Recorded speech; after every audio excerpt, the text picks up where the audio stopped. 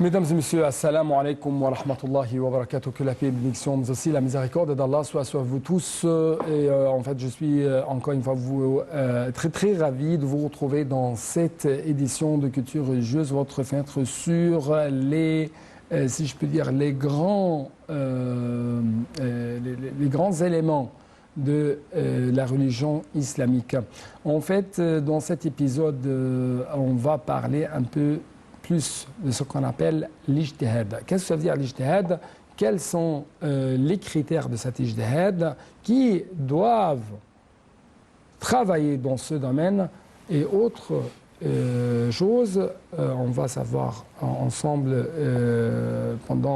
on va les savoir ensemble pendant cette édition à travers les explications, les éclaircissements de notre invité docteur Moussa Omaro. C'est le coordinateur du Conseil des imams et des dignitaires du Cameroun. Vous êtes toujours bienvenu sur Nantem International. Merci beaucoup. Merci, pour une seconde fois, je vous remercie. Merci beaucoup pour votre présence et permettez-moi de vous poser cette question. Qu'est-ce que ça veut dire l'ijtihad selon votre point de vue? Ok.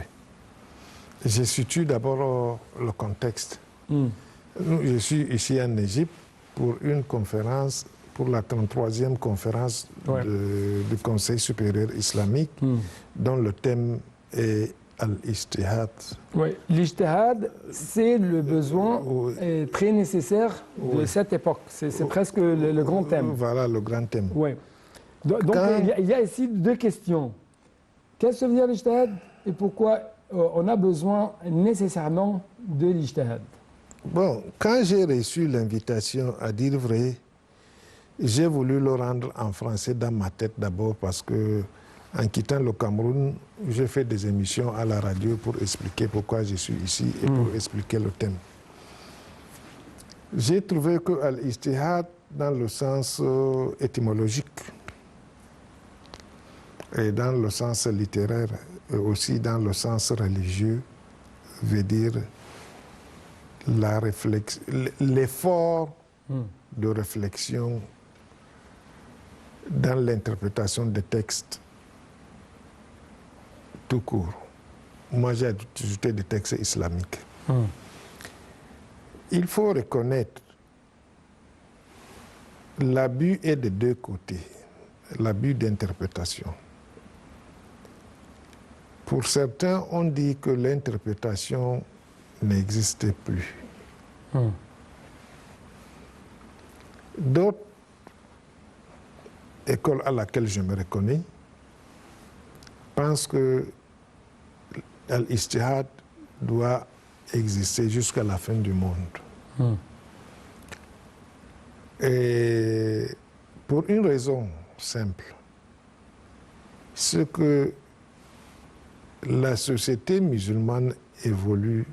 Elle ne vit pas en vase clos, elle vit dans le monde où il y a une dynamique économique, tout ce que vous voulez, et des institutions. La charia de l'époque n'avait pas pensé, n'avait pas vu et pensé à ça.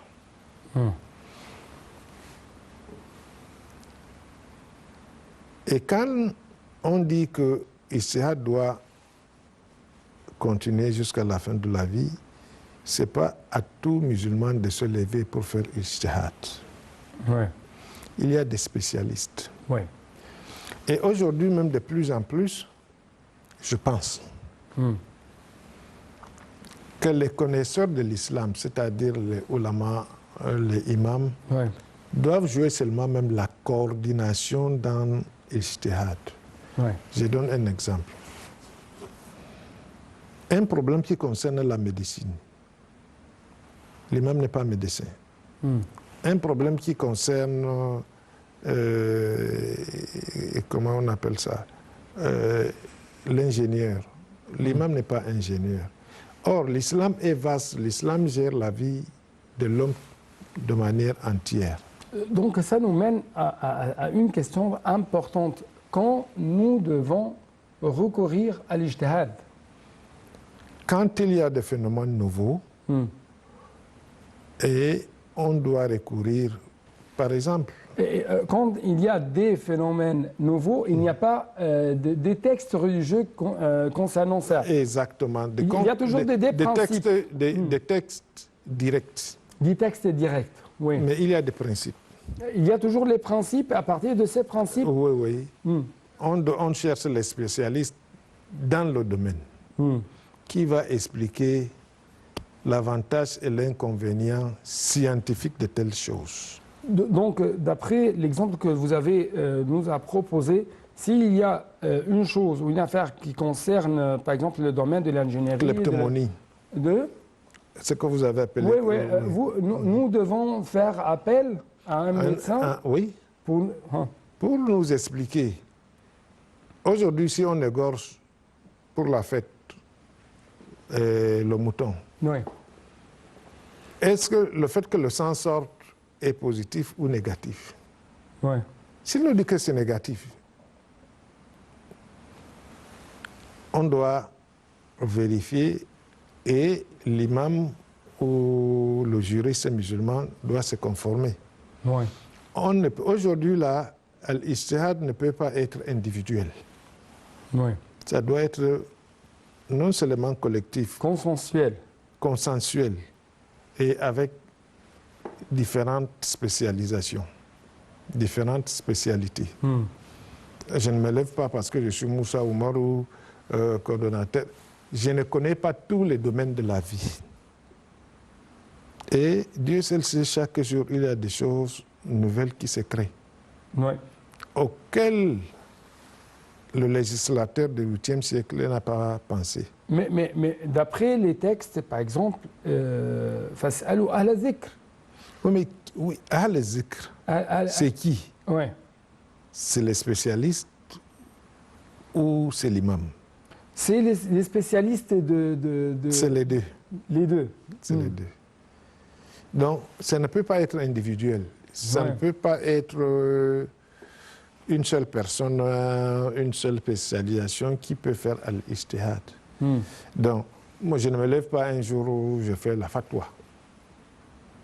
Ça doit obéir. Et aujourd'hui, de plus en plus, dans le monde musulman, il y a toujours ce qu'on appelle les structures de fatwa, Dar al-Ifta en Arabie Saoudite, ainsi de suite.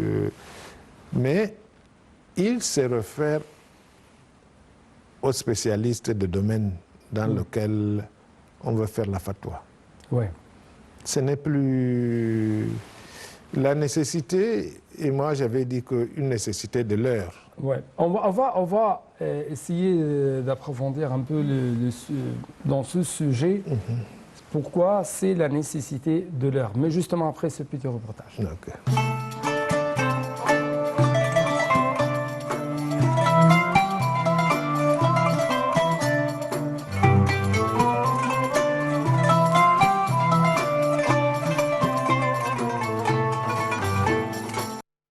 Sous le patronage du président Abdel Fattah el-Sisi, le Caire a lancé samedi 24 septembre 2022 la 33e édition de la conférence du Conseil suprême des affaires islamiques sous le thème l'ijtihad impératif de notre époque. Plus de 200 muftis, érudits et intellectuels de différents pays islamiques prennent part à cette conférence qui s'articule cette année sur l'importance majeure de l'effort de réflexion des oulémas et des muftis pour faire face aux multiples défis de notre époque. Lors de son intervention, le ministre des Waqf, Mokhtar Gouma, a affirmé que le monde islamique traverse une étape cruciale, menacée par des fatwas non fondés, qui risquent de saper la stabilité et la sécurité, non seulement de pays islamiques, mais aussi dans le monde entier, en alimentant l'esprit fondamentaliste et le terrorisme au nom des préceptes de l'islam. Ces imposteurs, a poursuivi le ministre, font pour autant table rase des principes de l'islam basés sur la paix, la tolérance. Le mufti de la République, Dr Shawqi Allem, a de son côté souligné l'impératif de l'ijtihad à notre époque pour préserver la sécurité et la stabilité dans toutes les sociétés, à moins qu'il ne soit entrepris que par les oulémas et les érudits, seuls à même d'énoncer des fatwas fondés sur les textes fondateurs de l'islam.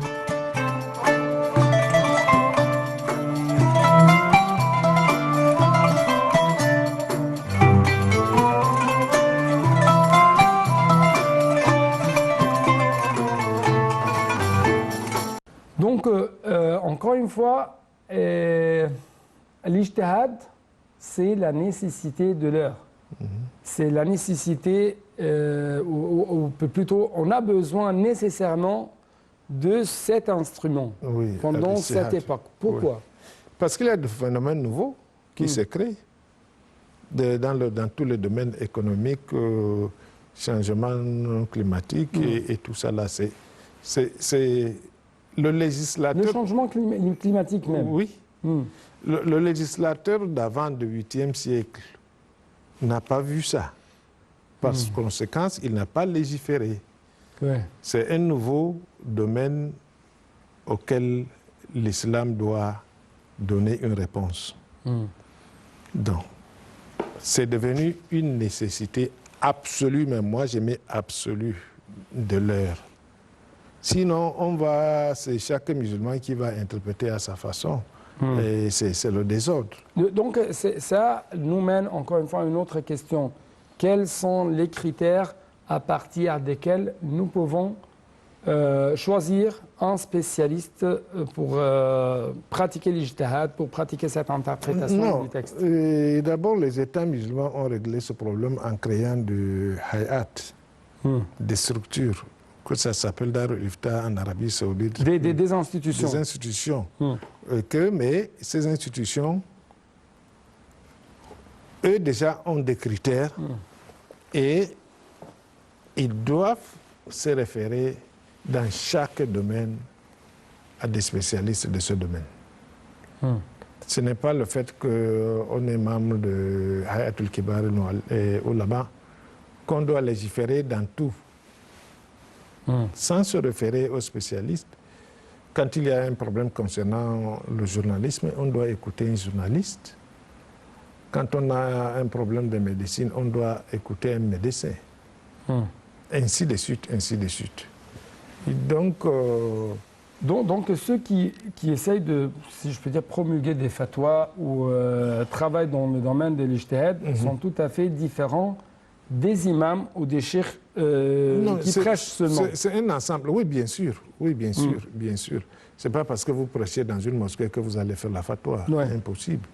C'est Hay'a, c'est une institution qui a l'obligation, qui est consciente d'avoir l'obligation de se référer aux spécialistes. Mais celui qui prêche à la mosquée, il ne sait même pas qu'il doit se référer à un spécialiste. Il va vous dire, il va vous expliquer que la femme peut naître même un enfant à 6 mois. Il va vous citer ce qu'il ne connaît même pas. Et donc, il faut... Non. Les critères doivent être objectifs et pas subjectifs. Et puis, c'est une nécessité de l'heure. L'idée est partie, il faut persister. Et nous qui venons assister à ce type de conférence, nous allons relayer parce que quand je rentre, je vais relayer au niveau des médias. Mais justement, pendant de telles conférences organisées par l'Égypte, il y a toujours une sorte d'échange des expériences, des points de vue. Quels sont les problèmes, les crises, quelles sont les solutions? C'est profitable pour vous? Mais naturellement, en réalité, même celui qui expose sur un domaine, il apprend des autres exposants. Parce que c'est des domaines spécifiques. Ça enrichit Ça enrichit naturellement, sinon on ne serait pas venu perdre le temps. On a des responsabilités dans nos pays. Ça vous donnait par exemple... À chaque fois que nous sommes venus ici, au Cameroun, on a organisé soit une conférence de 300 imams pour relayer. Et non seulement ça, nous avons le devoir de rendre compte par voie des médias qui portent, c'est la radio, c'est la télévision, c'est la presse écrite, et pour qu'on touche le maximum de gens. Parce que l'idéal, ce n'est pas ce qui se passe seulement dans la salle que ça reste là. Il faut toujours trouver le maximum, toucher le maximum. Et ça même mène à comment porter à remède aux problèmes des gens dans les rues. Exactement, parce que vous savez, il y a des gens qui font des choses parce qu'ils ne connaissent pas. Et ils sont nombreux.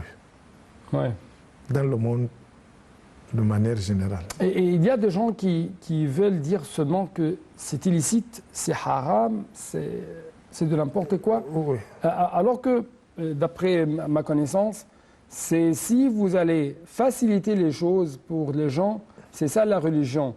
Et ça à travers si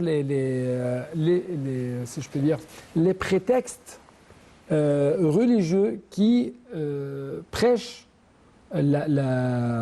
que c'est vraiment, c'est juste, c'est illicite pour les gens, c'est halal. J'ai aimé l'un des discours d'ouverture aujourd'hui, c'est celui du ministère saoudien des Affaires religieuses ou islamiques, je ne sais pas. Il disait que le prophète a dit, c'est lui qui dit à quelqu'un mouchrik. Est-ce que la personne est mouchrik ou c'est celui qui dit qui est mouchrik?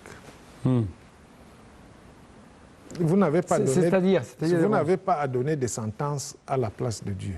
Ouais. Vous n'allez pas juger les gens. Vous n'avez pas à juger les gens. Selon leur croyance. Leur croyance. Du coup, vous péchez. Ouais. Vous ne savez pas que vous péchez plus que la personne que vous condamnez, que vous jugez. Ouais.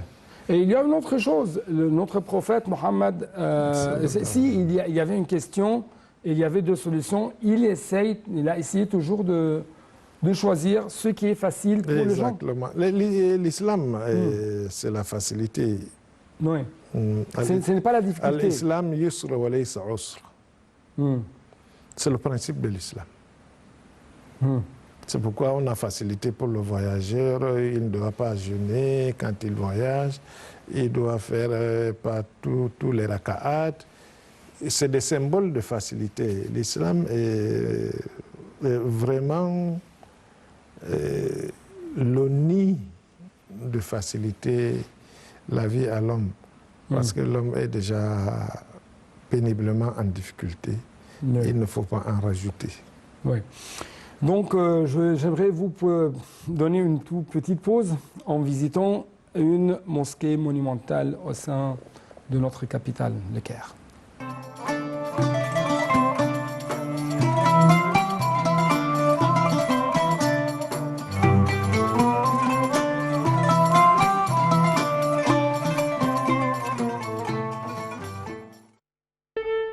Beit el-Sehemi, ou la maison d'El-Sehemi, est l'un des sites touristiques les plus distingués en Égypte. Il s'agit d'une maison ottomane qui reflète la magnificence de l'architecture islamique au XVIIe et XVIIIe siècle. La maison d'El-Sehemi se trouve au cœur du Caire fatimide, la région d'El Gamaleya, dans une petite ruelle baptisée Ad-Darb el-Asfar, tout près de la rue d'El Mu'izz, une rue qui regorge de monuments islamiques. La maison d'El-Sehemi est construite sur une surface de 2000 m² et se compose de 2 étages. Le premier, Al-Salamlik, est consacré aux visiteurs et le deuxième, Al-Haramlik, est consacré aux visiteurs femmes. Ces 2 étages comprennent 119 salles. Le nom actuel de la maison est dû à son dernier propriétaire, Cheikh Mohammed Amin el-Sehemi, qu'il a acheté en 1796. En 1930, le gouvernement égyptien a acheté la maison antique des petits-fils de Cheikh el-Sehemi à 6 000 livres égyptiennes et a consacré une somme de 1000 livres pour sa restauration, qui lui ont rendu sa splendeur. Et elle a été réinaugurée, donnant l'exemple à l'une des plus belles et plus riches maisons ottomanes en Égypte. Du point de vue architectural, la maison d'El-Sehemi est composée de 2 édifices, l'une au sud et l'autre au nord, par Cheikh Abdul Wahhab Tablaoui, et la date de sa construction est gravée sur une frise en bois au-dessous d'une chaise qui se trouve dans la cour interne de la maison.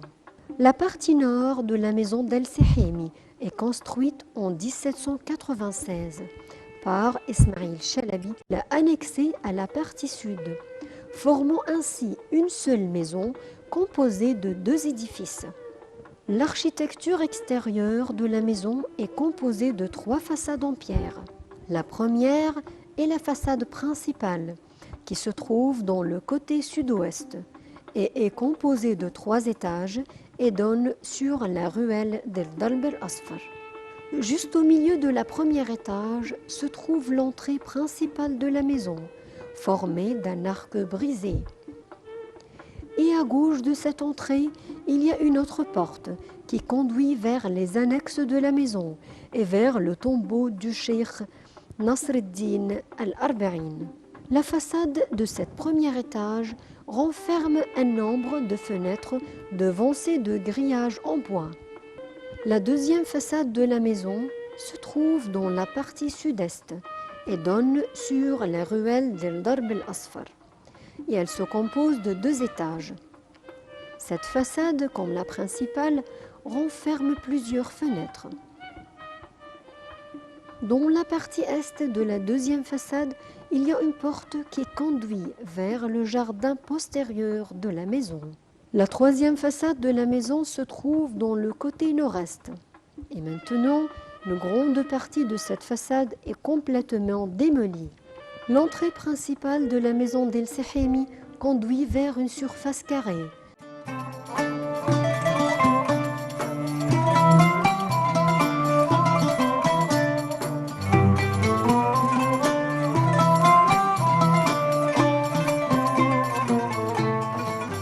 Donc, chers téléspectateurs, vous êtes toujours les bienvenus et nous allons essayer de clôturer cette édition par une question importante, c'est l'islam En Afrique, au Cameroun. en Afrique, au Cameroun spécialement. Il y a une sorte d'évolution. Oui. Comment?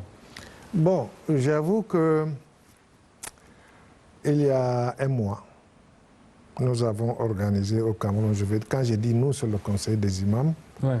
une grande conférence sur la finance islamique.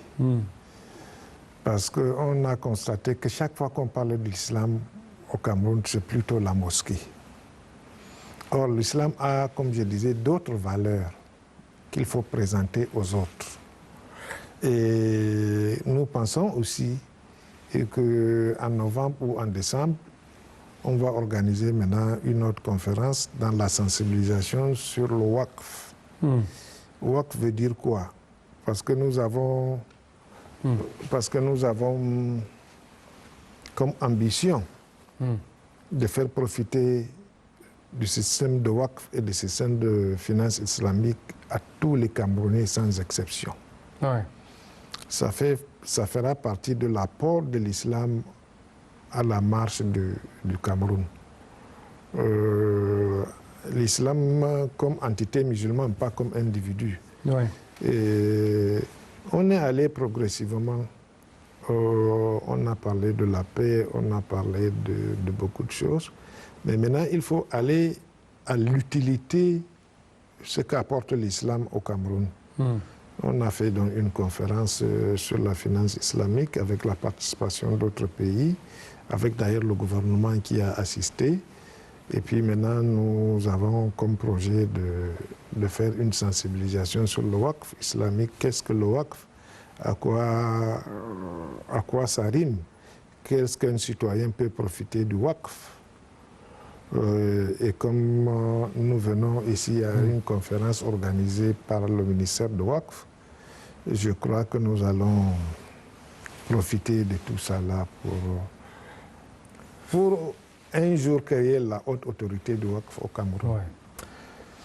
Ouais. Notre cher invité, de marque, Dr Moussa Omaro, merci beaucoup pour votre présence. Et je vous remercie, mais vous allez me permettre de remercier les organisateurs de la conférence à laquelle nous assistons, notamment le ministre de Awqaf, Ouais. et notamment le président de la République, Abdel Fattah el-Sisi, et qui a permis que cette conférence se déroule sous son très haut patronage. Ouais. Merci beaucoup. Je vous remercie. Je vous remercie. Donc, c'était tout pour cette édition, pour cette interview très importante qu'on a effectuée avec le coordinateur du Conseil des imams et des dignitaires du Cameroun. C'est ainsi nous arrivons à la fin de cette édition. Merci beaucoup pour votre attention et assalamu alaikum wa rahmatullahi wa barakatuh. Que la paix et bénédiction, mais aussi la miséricorde d'Allah soit sur vous tous. Au revoir.